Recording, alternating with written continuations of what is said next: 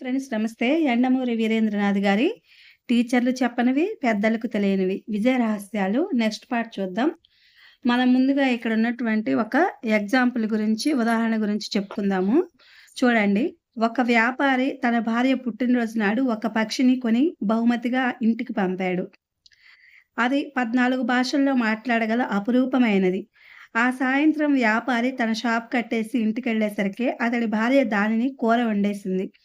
వ్యాపారి అప్రతిభుడై అయ్యో! అది 14 భాషల్లో మాట్లాడగలిగే పక్షి. దాన్ని కూర వండావా?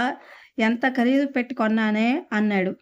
జరిగిన దానికి భార్య కూడా దిగులు చెందింది. అయితే కాసేపటికి తేరుకుని అన్నది, ఆ పక్షికి అన్ని భాషలు తెలుసునని కనీసం ఒక్క భాషలోనైనా చెప్పి ఉంటే అది తన ప్రాణాలను రక్షించుకోగలిగేది కదా!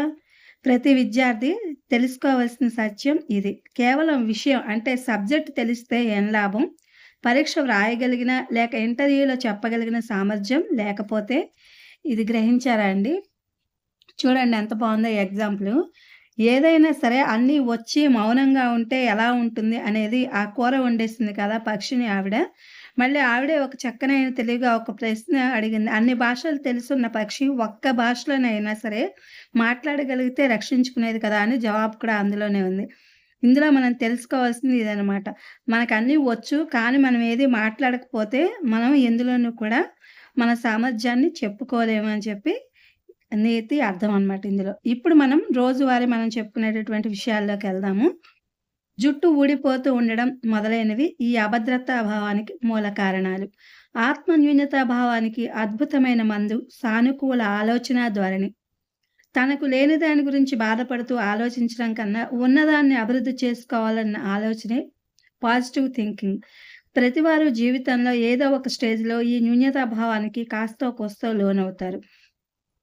పొట్టిగా ఉన్నానన్న భావన కాలేజీ రోజుల్లో నాకెక్కువగా ఉండేది. పొడుగ్గా ఉన్న వారిని అందరూ గుర్తిస్తారు అన్న దిగులు రచనలు చేయడం ద్వారా అధిగమించడం జరిగింది. ఆ దిగులుని కసిగా న్యూనతాభావాన్ని కోరికగా మార్చుకోవడమే సానుకూల ఆలోచన. ఇంకో 2 అంగుళాలు పొడవు ఉండి ఉంటే రచయితనై ఈ పుస్తకాన్ని మీ ముందు ఉంచేవాడిని కాను. గులాబీకి కింద ముల్లు ఉన్నందుకు నిరాశావాది బాధపడతాడు. పైన లేనందుకు ఆశావాది సంతోషిస్తాడు అన్నది ఒక సూక్తి. ఈ రకమైన ఆశావాదం ఆధారంగా ఇన్ఫీరియారిటీ కాంప్లెక్స్ పోగొట్టుకోవడానికి ఈ క్రింది 8 అంశాలు తోడ్పడతాయి. మొదటిది, అన్నిటికన్నా మొదటిది ముఖ్యమైనది మీ గురించే అందరూ ఆలోచిస్తూ ఉంటారని, మాట్లాడుకుంటూ ఉంటారని అనుకోవడాన్ని మానేయడం. మీకన్నా అవసరమైన పనులు వారికి చాలా ఉంటాయి. ప్రతి మనిషి తన సమయంలో 100 మంది